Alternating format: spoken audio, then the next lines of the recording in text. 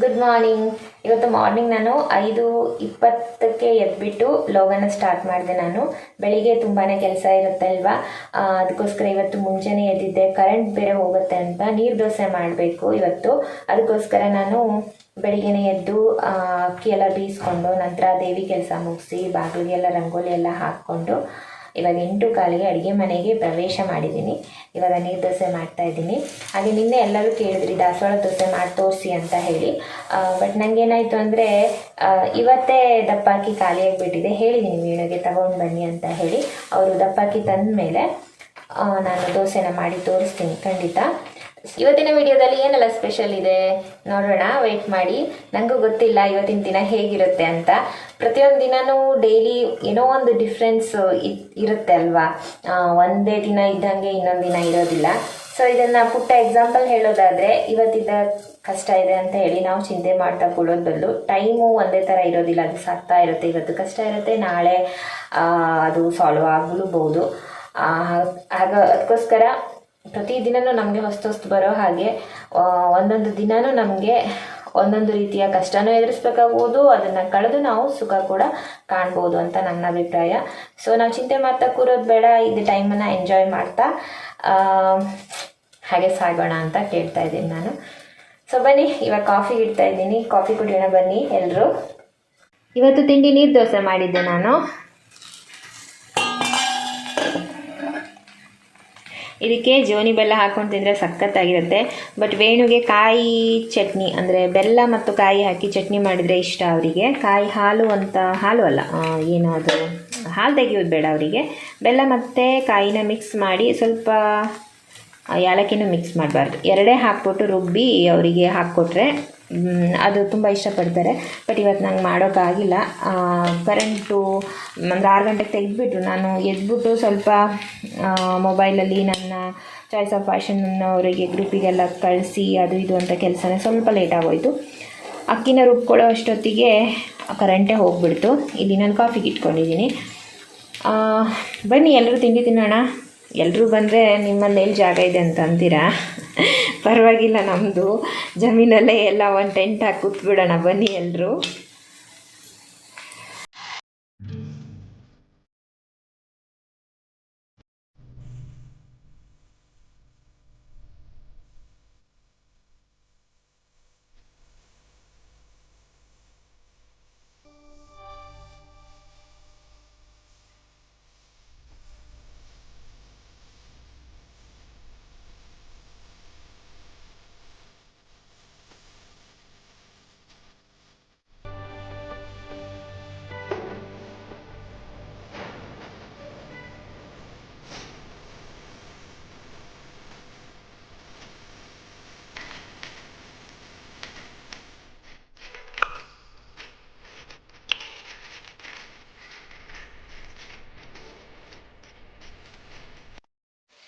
Hi hi ಮಾಡು, hi.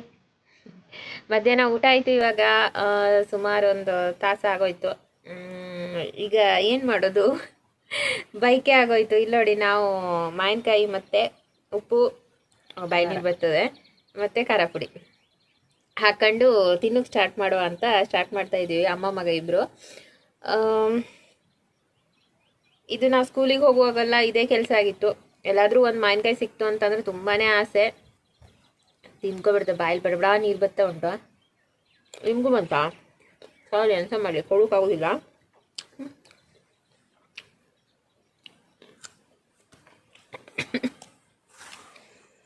ಸರಿಯಾ?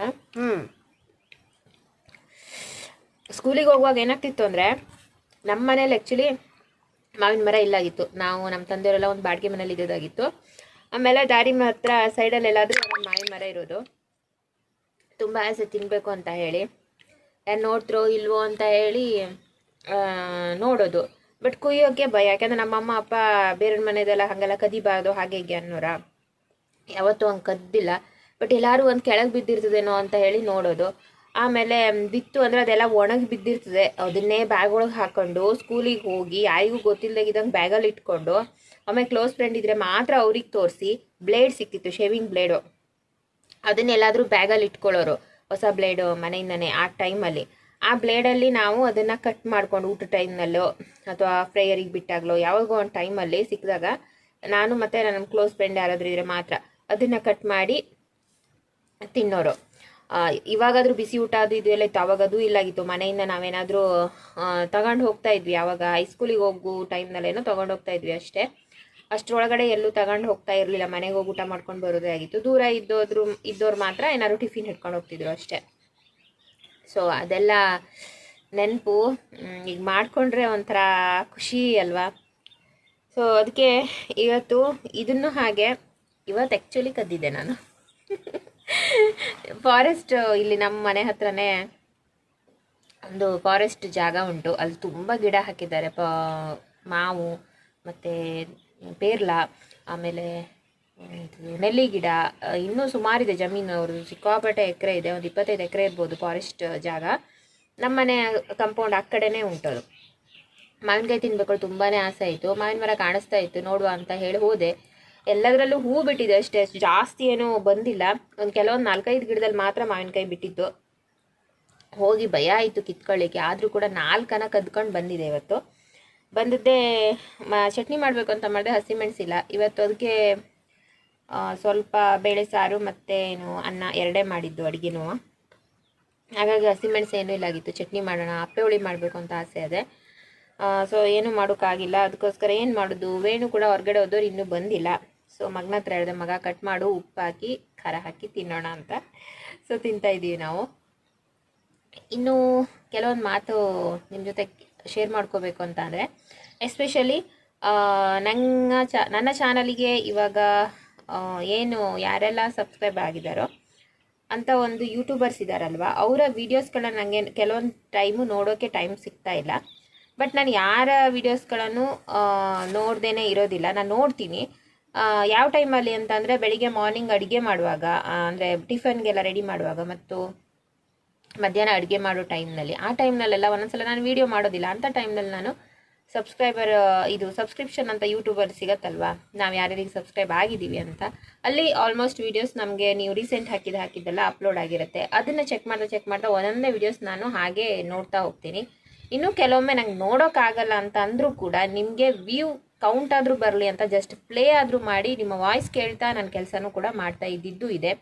ಯಾಕೆಂದರೆ ನಾನು ನಿಮಗೆ ಸುಳ್ಳು ಹೇಳೋಕ್ಕೆ ಇಷ್ಟ ಇಲ್ಲ. ನನಗೆ ಒಮ್ಮೊಮ್ಮೆ ನಾನು ಕಮೆಂಟ್ ಮಾಡ್ದಾಗಿದ್ರೂ ಕೂಡ ನಾನು ನೋಡಿರ್ತೀನಿ, ನೀವು ತಪ್ಪು ತಿಳ್ಕೊಬೇಡಿ. ಇವತ್ತೊಬ್ರಿಗೆ ನಾನು ಕಮೆಂಟ್ ಮಾಡಿಲ್ಲ, ಫಸ್ಟ್ ಅವರು ವೀಡಿಯೋನ ನೋಡಿದೆ. ಕೆಳಗಡೆ ಏನೋ ಕಾಯಿ ತುರ್ಕೊಳ್ತಾ ಏನೋ ಮಾಡ್ಕೊತಾ ಇದ್ದೆ ನಾನು. ಆ ಟೈಮ್ನಲ್ಲಿ ಅವ್ರದ್ದು ವೀಡಿಯೋ ಮೇಲ್ಗಡೆ ಪ್ಲೇ ಆಗ್ತಾನೆ ಇತ್ತು. ನಾನು ಕೇಳ್ತಾ ಮಾಡಿದೆ. ಬೇಕಾ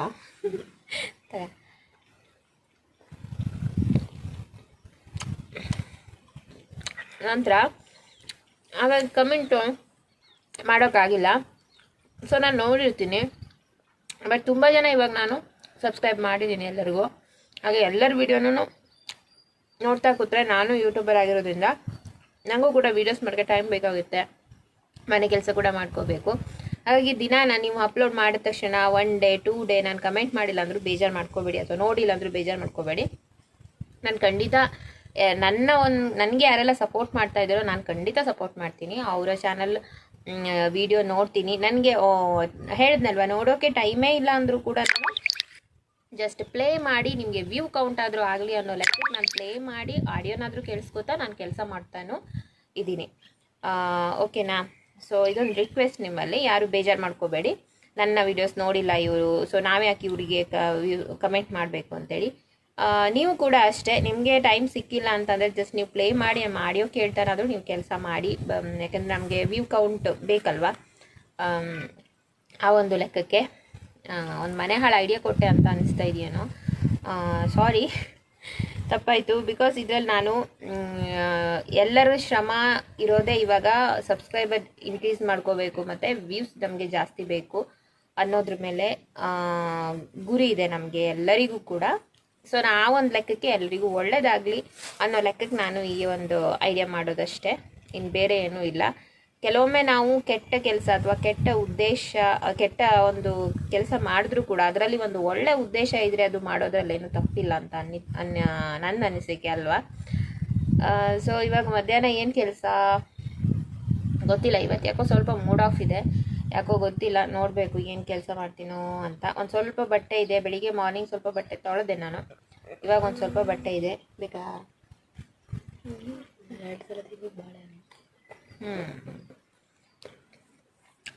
ಅದಕ್ಕೋಸ್ಕರ ಅದೊಂದು ಸ್ವಲ್ಪ ಬಟ್ಟೆ ತೊಳಿತೀನಿ. ನಿಮಗೂ ಮತ್ತೆ ಏನಾದರೂ ತುಂಬ ಜನ ನನ್ನ ಫ್ರೆಂಡ್ಸ್ ಇದ್ದಾರೆ, ಯೂಟ್ಯೂಬ್ ಏನಾದರೂ ಮಾಡಬೇಕು ಅಂತಂದರೆ ಮಾಡಿ, ಡೈಲಿ ವ್ಲಾಗ್ಸ್ ಮಾಡಿ ಅಥವಾ ಅಡುಗೆ ಇದು ಬಂದರೆ ಅಡುಗೆ ಮಾಡಿ, ಬಟ್ ಕಂಟಿನ್ಯೂ ವೀಡಿಯೋ ಅಪ್ಲೋಡ್ ಮಾಡೋಕ್ಕೆ ಟ್ರೈ ಮಾಡಿ. ನೋಡೋಣ ನೆಕ್ಸ್ಟು ನೀವೇನಾದರೂ ಕಮೆಂಟ್ ಮಾಡಿದ್ರೆ ನಾನು ಹೇಳ್ತೀನಿ ಹೆಂಗೆ ಯಾವ ಥರ ಮಾಡೋದು ಏನು ಅನ್ನೋದ್ರ ಬಗ್ಗೆ ನಾನು ಐಡಿಯಾಸ್ ಕೊಡ್ತೀನಿ. ಇನ್ನು ಕಾಂಟ್ಯಾಕ್ಟ್ ಲಿಸ್ಟಲ್ಲಿ ಇದ್ದವರಿಗಂತೂ ನಾನು ಆಲ್ರೆಡಿ ಕಾಂಟ್ಯಾಕ್ಟ್ಗೆ ಸಿಗ್ತೀನಿ. ಸೊ ನನ್ನ ಕಡೆಯಿಂದ ಅದಂಥ ಸಜೆಷನ್ ನಾನು ಕೊಡ್ತೀನಿ. ಅದೇ ಹೇಳಿದ್ನಲ್ವ, ಇವಾಗ ಇವಳು ಯಾವಾಗೂ ಖುಷಿಯಿಂದ ಇರ್ತಾಳೆ, ಇವ್ರೇನು ಗಂಡ ಹೆಂಡತಿ ಜಗಳ ಮಾಡ್ಕೊಡೋದಿಲ್ವಾ, ಅಥವಾ ಇವಳಿಗೆ ಬೇಜಾರು ಅಂತಲೇ ಇಲ್ವಾ, ಕಷ್ಟ ಅನ್ನೋದು ಇವಳಿಗಿಲ್ವಾ ಅಂತ ಅನ್ಕೋಬೇಡಿ. ಪ್ರತಿಯೊಬ್ಬರಿಗೂ ಕಷ್ಟ ಇದೆ. ಗಂಡ ಹೆಂಡತಿ ಎಲ್ಲರ ಮನೆ ಗಂಡ ಹೆಂಡ್ತಿನೂ ಜಗಳ ಮಾಡ್ಕೋತಾರೆ, ನಾವು ಜಗಳ ಮಾಡ್ಕೋತೀವಿ, ಮನೆ ಮಕ್ಕಳ ಜೊತೆ ಆಗಲಿ ಗಂಡನ ಜೊತೆ ಆಗಲಿ. ಸೊ ನಮಗೂ ಒಂದಲ್ಲ ಒಂದು ರೀತಿ ಕಷ್ಟ ನೋವು ಎಲ್ಲರಿಗೂ ಇದ್ದೇ ಇರುತ್ತೆ. ಬಟ್ ಅದನ್ನೇ ಮನಸ್ಸಿಗೆ ಹಚ್ಕೊಂಡು ಕೂತ್ಕೊಂಡ್ರೆ ಪ್ರಯೋಜನ ಇಲ್ಲ ಅಷ್ಟೇ. ಸೊ ಅದನ್ನೆಲ್ಲ ನಾನು ವೀಡಿಯೋ ಮಾಡೋಕ್ಕಾಗೋದಿಲ್ಲ ಅಷ್ಟೇ. ಹಾಗಾಗಿ ಎಲ್ಲರ ಮನೆ ದೋಸೆನೂ ತೂತೆ ಅಂತ ಹೇಳ್ತೀನಿ ನಾನು. ಅದಕ್ಕೋಸ್ಕರ ಅವನ್ನೆಲ್ಲ ಸೈಡಿಗೆ ಇಟ್ಬಿಡಿ. ನಾನು ಹೇಳಿದ್ನಲ್ವ, ಈ ಚಾನಲ್ ಕ್ರಿಯೇಟ್ ಮಾಡೋ ಉದ್ದೇಶನೇ ಅಷ್ಟು, ನನ್ನನ್ನು ನಾನು ಆ್ಯಕ್ಟಿವ್ ಮಾಡ್ಕೋಬೇಕು, ನಾನು ನನ್ನ ದಿನಗಳನ್ನು ನಾನು ಮೆಲ್ಕು ಹಾಕಬೇಕು ಅನ್ನೋ ಒಂದು ಸಲುವಾಗಿ ನಾನು ಈ ಚಾನಲ್ನ ಕ್ರಿಯೇಟ್ ಮಾಡಿದ್ದೆ ಅಂತ. ಸೊ ಹಾಗಾಗಿ ನಾನೊಂದು ಆ್ಯಕ್ಟಿವ್ ಆಗಿರಬೇಕು ಅನ್ನೋ ಲೆಕ್ಕನೇ ನನ್ನ ಈ ಚಾನೆಲ್ನ ಉದ್ದೇಶ. ಸೊ ನಂಗೆ ತುಂಬ ಖುಷಿ ಇದೆ ಈ ಚಾನಲ್ ಕ್ರಿಯೇಟ್ ಮಾಡಾದ್ಮೇಲೆ ನಾನು ತುಂಬ ಆ್ಯಕ್ಟಿವ್ ಆಗಿದ್ದೀನಿ ಕೂಡ. ಇವಾಗ ನಾನು ಸ್ಟಿಚಿಂಗ್ ಕಡೆ ಗಮನ ಕೊಡ್ತಾ ಇಲ್ಲ, ಬಿಕಾಸ್ ನಂಗೆ ಅದು ಯಾಕೋ ಗೊತ್ತಿಲ್ಲ, ಅದು ಮನಸ್ಸೇ ಬರ್ತಾ ಇಲ್ಲ, ಪೇಯ್ನ್ ಇರೋಕ್ಕಾಗೋ ಏನೋ ಗೊತ್ತಿಲ್ಲ. ಸ್ವಲ್ಪ ಬಟ್ಟೆ ಇರೋದನ್ನಷ್ಟು ಕವರ್ ಮಾಡಿ ಮುಗಿಸಿದ್ರೆ ನನಗೆ ಸಾಕು ಅನ್ನೋಷ್ಟಾಗಿದೆ. ಸೊ ಒಂದೊಂದೇ ಹೊಲಿತಾ ಇದ್ದೀನಿ ಇವಾಗ. ಈಗಲೂ ಸ್ವಲ್ಪ ಹೊಲಿಬೇಕು. ಮೇನ್ ಅಂದರೆ ಇಲ್ಲಿ ಕರೆಂಟ್ ಇರೋದಿಲ್ಲ, 4 ಗಂಟೆಗೆ ಕರೆಂಟ್ ತೆಗೆದುಬಿಡ್ತಾರೆ ಹೊಲಿಯೋಕ್ಕೂ ಕೂತ್ಕೊಳ್ಳೋ ಟೈಮಿಗೆ. ಕಾಲಲ್ಲಿ ತುಳಿಯೋಕ್ಕಂತೂ ನನಗಿವಾಗ ತುಂಬ ಬೋರ್ ಅನಿಸ್ಬಿಟ್ಟಿದೆ, ಕಾಲಲ್ಲಿ ಯಾರು ತುಳಿತಾರೆ ಅನಿಸುತ್ತೆ. ಸೊ ಹಾಗಾಗಿ ನೆಕ್ಸ್ಟ್ ಮತ್ತೆ ನೋಡೋಣ ಏನು ಕೆಲಸ ಅಂತ ಹೇಳಿ. ಈಗ ಸದ್ಯಕ್ಕೆ ಇದಿಷ್ಟನ್ನ ಖಾಲಿ ಮಾಡ್ತೀನಿ. ನಿಮಗೂ ನೆನಪಾಯ್ತಾ, ನಿಮ್ಮ ಮನೇಲಿ ಏನಾದರೂ ಮಾವಿನಕಾಯಿ ಇದ್ದರೆ ಖಾರ ಉಪ್ಪು ಹಾಕೊಳ್ತೀನಿ. ಓಕೆ, ಇವಾಗ ಸಂಜೆ ಆಗಿದೆ. ಸಂಜೆ ಕೆಲಸನೆಲ್ಲ ಮುಗಿಸ್ಕೊಂಡೆ ನಾನು. ಇವಾಗ ಸುಲಿಯಕಾಳು ಅಂತ ಒಂದು ಗಿಡನ ತೋರಿಸ್ತಾ ಇದ್ದೆ ಗಾರ್ಡನಿಂಗ್ನಲ್ಲಿ ಅಲ್ವಾ, ಅದನ್ನು ಕಿತ್ತಿದ್ದೀನಿ ನಾನು. ಅದು ಯಾಕೆ ಏನು ಅಂತ ನೈಟ್ ವ್ಲಾಗನ್ನು ಕಂಟಿನ್ಯೂ ಮಾಡ್ತಾಯಿದ್ದೀನಿ. ಅದು ನಾಳೆ ಮಾರ್ನಿಂಗ್ ಹಾಕ್ತಾಯಿದ್ದೀನಿ ಫ್ರೆಂಡ್ಸ್. ಇವಾಗ ನೈಟ್ ಆಗ್ತಾ ಇದೆ. Good night friends, take care, by.